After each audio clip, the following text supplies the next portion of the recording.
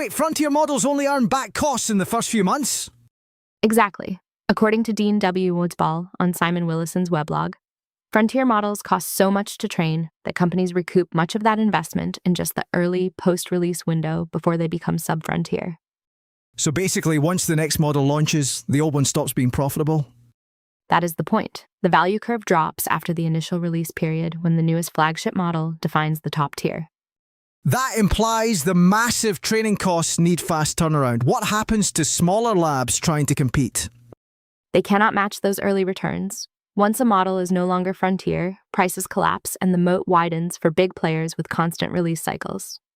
Sounds like a closed loop. Are developers then stuck using whatever is Frontier only briefly? Pretty much.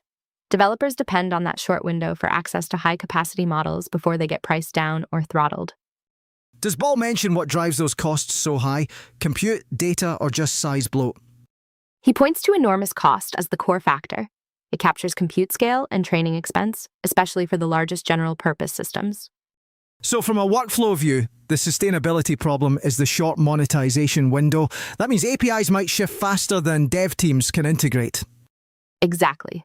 Each Frontier release resets tools, pricing, and quality baselines. Teams chasing stability end up one generation behind. Then, version pinning becomes almost mandatory for production. Otherwise, every release cycle breaks consistency. Yes, unless companies build abstractions that can adapt automatically when a model moves from Frontier to sub-Frontier. That is a tough engineering trade-off. Pay for performance now or lock into cheaper but aging tiers later. And it shapes the entire ecosystem. The economics decide what stays open, what gets sunset, and who can even train new contenders. What do you think? Drop a comment below. Next story drops in an hour. Subscribe so you don't miss it.